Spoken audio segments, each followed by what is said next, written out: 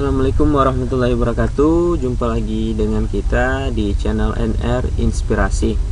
Oke sobat semuanya, saya kali ini akan mencoba menjelaskan jenis data ya, dua jenis data yang akan saya jelaskan itu, yaitunya data kualitatif dan data kuantitatif. Nah ini saya jelaskan lebih dulu sebelum saya menjelaskan atau membuat men-share video-video tentang penggunaan rumus-rumus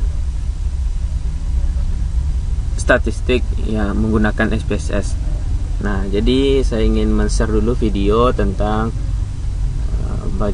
tentang jenis data gitu ya, supaya dapat dipahami dulu tentang data itu yang akan dimasukkan ke dalam SPSS. Nah, tentunya dalam menggunakan analisis statistik itu pasti berhubungan dengan angka-angka. Nah, jadi data yang bisa diolah dengan uji statistik, baik itu SPSS atau MOS atau RAS model dan lain-lain gitu ya, aplikasi uji statistik yang lain. Nah itu harus datanya itu harus data kuantitatif begitu ya. Nah dalam pendekatan penelitian juga ada kita temukan, yaitunya penelitian kualitatif dan penelitian kuantitatif begitu ya. Nah jadi antara penelitian kualitatif dan penelitian kuantitatif, dengan data kualitatif dan data kuantitatif itu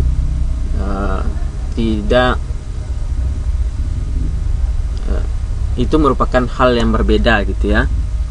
Nah jadi dalam penelitian menggunakan pendekatan kualitatif, di dalamnya bisa kita temukan data kualitatif ataupun data kuantitatif.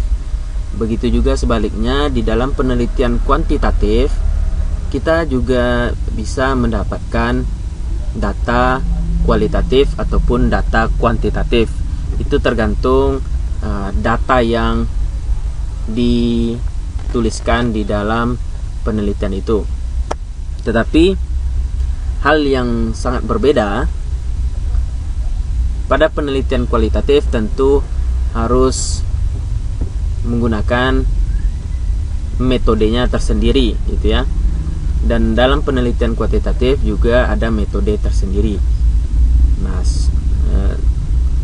spesifik perbedaan yang mendasarnya di situ gitu ya. Nah, jadi bukan berarti di dalam penelitian kualitatif itu tidak boleh ada data kuantitatif, atau sebaliknya penelitian kuantitatif di dalamnya tidak boleh ada data kualitatif. Nah, itu salah atau keliru begitu ya. Nah, oke, kita lanjutkan. Nah, di atasnya saya telah tuliskan atau paparkan tentang data kualitatif, data kuantitatif gitu ya. Nah, tetapi di dalam data kuantitatif itu ada 4 jenis, terbagi kepada 4 jenis. Yang pertama data nominal, ini ya, bisa dilihat kursornya, nominal. Kemudian data ordinal, kemudian data interval, kemudian data rasio. Nah, kita jelaskan satu persatu. Nah, data kualitatif tentunya ini laki-laki perempuan. Nah, ini bisa diganti dengan kategori-kategori yang lain gitu ya. Contohnya jenis-jenis pekerjaan atau tingkat pendidikan gitu ya. Nah, kemudian di sebelahnya ada data kuantitatif nominal. Di sini ada angka 21. Nah, angka di sini ini bukan merupakan tingkatan, bukan menunjukkan tingkatan, tetapi untuk sebagai pengelompokan atau sebagai label gitu ya. Nah, jadi laki-laki dilabeli dengan angka 2, kemudian perempuan dilabeli dengan angka 1, atau sebaliknya gitu ya. Laki-laki kita beri label angka 1 dan perempuan kita labeli 2. Nah, jadi di sini angkanya tidak menunjukkan tingkatan gitu ya. Nah, itu yang pertama. Kemudian data kuantitatif ordinal. Nah, di sini di sebelahnya kita buat data kualitatifnya seperti sangat tinggi, tinggi, sedang, rendah, dan sangat rendah gitu ya. Nah, di sebelahnya kita ubah data kualitatif ini menjadi data kuantitatif dengan merubahnya jadi angka gitu ya. Nah, setelah kita merubah jadi angka, barulah kita bisa mengolahnya dengan uji statistik gitu ya, atau aplikasi-aplikasi statistik. Tapi kalau berbentuk kualitatif tentu tidak bisa diolah dengan uji statistik ya. Nah, ini kita ubah menjadi data kuantitatif bentuknya ordinal. Nah, data kuantitatif ordinal itu data yang memiliki tingkatan gitu ya, antara nilai yang satu dengan yang lainnya itu memiliki tingkatan gitu ya. Contohnya 5 ini lebih tinggi daripada 4, 4 lebih tinggi daripada 3, dan seterusnya ya. Kemudian data ordinal ini tidak memiliki rentang yang sama antara nilai yang satu dengan yang lainnya. Contohnya 1 dengan 3 itu tidak memiliki rentang nilai yang sama. 1 dengan 2, 1 dengan 4 itu tidak memiliki rentang nilai yang sama, begitu ya. Nah, ini kita ibaratkan nilai skor ya, nilai skor motivasi belajar. Nah, kita ibaratkan ini nilai skor ya, skor motivasi belajar. Nah, kalau dia mendapatkan skor 5, berarti motivasi belajarnya itu sangat tinggi. Mendapatkan skor 4, skor motivasi belajarnya itu termasuk kategori tinggi gitu ya. Kalau 3 sedang, 2 rendah, dan 1 berarti motivasi belajarnya itu sangat rendah. Nah, dan data kuantitatif ordinal ini tidak memiliki nol mutlak. Maksudnya nilai 1 di sini bukan berarti dia 5 kali lebih rendah motivasi belajarnya dari 5, bukan begitu. Tetapi ini hanya sebagai simbol begitu ya. Nah, kemudian data kuantitatif interval. Data kuantitatif interval ini dia memiliki rentang yang sama antara nilai yang satu dengan yang lainnya. Contohnya 10, 20 itu memiliki rentang nilai 19 ya. 19, 21 ke 40 itu juga sekitar 19. 41 ke 60 19 gitu ya, dan seterusnya. Nah, jadi rentang nilainya itu sama antara satu dengan yang lainnya. Kemudian dia juga seperti data ordinal tadi, dia merupakan memiliki tingkatan gitu ya. Nah, jadi rentang nilai 10 sampai 20 ini itu masuk kategori sangat rendah. 21 sampai 40 itu lebih tinggi daripada 10 rentang nilai 10 sampai 20 gitu ya. Dan seterusnya gitu ya. Nah, ini bentuk data kualitatifnya. Data kualitatif itu sangat tinggi, tinggi, sedang, rendah, sangat rendah. Nah, sedangkan di sini ini data berbentuk kuantitatif gitu ya, sudah berbentuk angka-angka. Nah, jadi ini kita ibaratkan seperti penilaian atau nilai hasil belajar ya. Nilai belajar. Nah, kalau dia berada di rentang 81 sampai 100 berarti hasil belajarnya itu sangat tinggi gitu ya.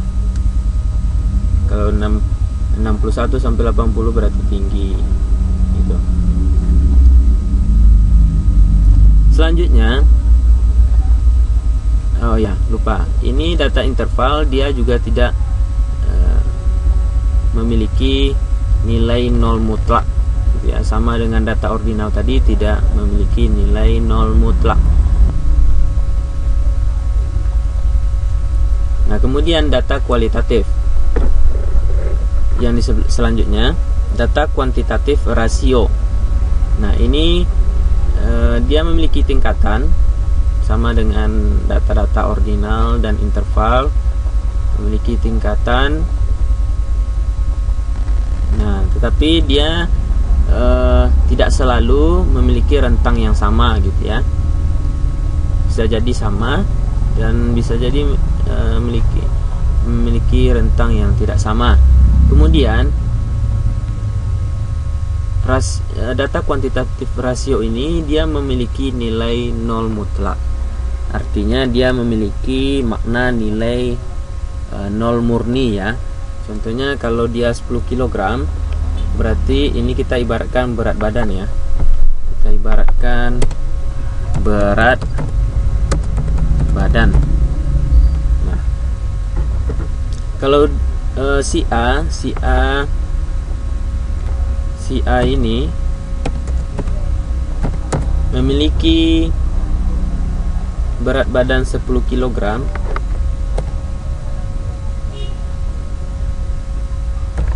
kemudian si B memiliki berat badan 20 kg, C 25 kg, si D 30 kg, kemudian si E 35 kg. Pada data kuantitatif rasio ini kita contohkan si E di sini memiliki berat badan 35 kg. Nah, jika dibandingkan dengan si A yang memiliki berat badan 10 kg, maka si E ini memiliki berat badan yang lebih berat sebesar 25 kg dibandingkan si A, begitu ya. Nah, si A ini berarti berat badannya itu sangat ringan dibandingkan si E. Dan nilai 25 kg itu memang murni 25 kg gitu ya. Jika kita misalkan juga di sini rasionya, contohnya si A memiliki saldo 10.000. Saldo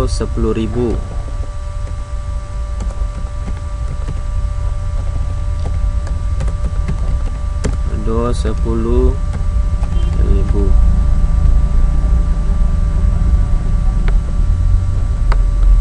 Maka si A itu memang memiliki uang sebesar 10.000 gitu ya. Terus si B saldo di bank 0. Berarti memang si B ini tidak memiliki saldo atau uang sama sekali di ATM gitu ya. Nah, jadi dia memiliki 0 mutlak yang maksudnya itu 0 di sana itu adalah 0 murni gitu ya. Oke, semoga sobat semuanya paham ya dengan apa yang sudah kita jelaskan. Selain itu, jika ada tambahan-tambahan boleh sobat tambahkan di kolom komentar. Saya menjelaskan secara sederhana saja supaya dapat lebih mudah dipahami begitu ya. Oke, jika ada tambahan boleh juga ditambahkan di kolom komentar. dan jika ada pertanyaan juga boleh ditanyakan di kolom komentar gitu ya. Jikalau saya tidak mampu menjawab, nanti mungkin ada viewer lain atau sobat-sobat yang lain yang akan mencoba menjelaskan atau menjawab nantinya ya. Nah, ini kita manfaatkan sebagai ruang edukasi dan ruang sebagai bertukar pikiran dan serta menambah wawasan kita semua ada, serta atau saling berbagi ilmu pengetahuan ya. Oke, semoga bermanfaat. Pada video selanjutnya kita akan masuk tentang aplikasi SPSS. Demikian, assalamualaikum warahmatullahi wabarakatuh.